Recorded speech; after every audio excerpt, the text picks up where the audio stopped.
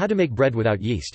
Most traditional bread recipes require the use of yeast, but if you have an allergy to yeast or would otherwise like to avoid using this finicky ingredient, there are other ways to bake bread.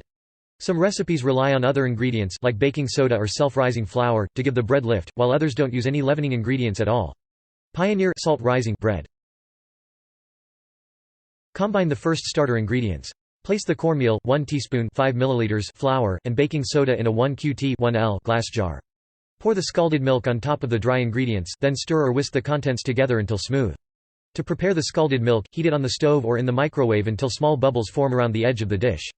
Steam may develop, but you should not allow the milk to reach a rolling boil. Allow the milk to cool to a lukewarm temperature before adding it to the dry ingredients. 2. Keep the starter warm overnight. Cover the jar and let it stand for 8 to 12 hours in a warm place away from any drafts.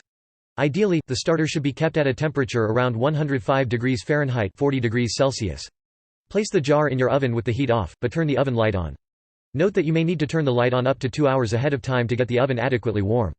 Alternatively, try wrapping a kitchen towel around the jar and placing it in a paper bag. Keep the wrapped jar in the warmest part of your kitchen. Combine the first starter with the second. Once the starter develops bubbly foam and a pungent fermented odor, transfer it to a medium mixing bowl.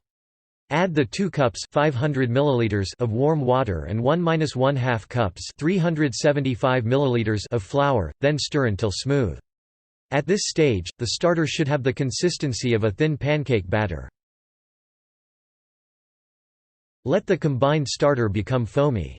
Loosely cover the bowl with plastic wrap and return it to the warm place used previously. Allow the starter to rise for another 2 hours. The starter needs to maintain the same warm temperature it previously had. It should bubble and nearly double in volume.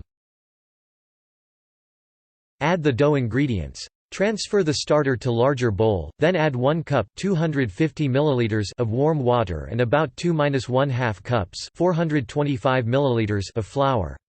Mix the ingredients until a stiff dough forms. You may need to vary the amount of flour by 1/2 cup 125 milliliters either way to achieve the right consistency. Knead the dough in the bowl until it becomes soft and elastic. Shape the dough into a loaf. Lightly grease the bottom and sides of a small loaf pan with cooking spray, then shape the dough into a loaf and set it inside. Use an 8–1/2 inch by 4–1/2 inch 21.5 cm by 11.5 cm loaf pan. Let the dough rise.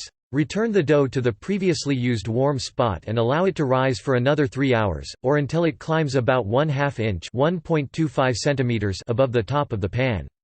Near the end of the rising time, preheat the oven to 350 degrees Fahrenheit 175 degrees Celsius. Bake for 35 to 40 minutes. Place the pan in your preheated oven and allow the bread to bake until it turns light golden brown in color.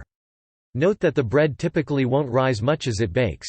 If you gently tap on the outer crust, the bread should have a slight hollow sound once it's ready.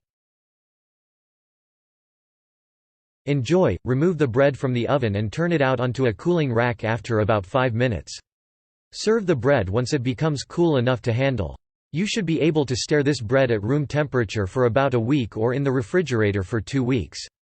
You can also freeze it for long-term storage.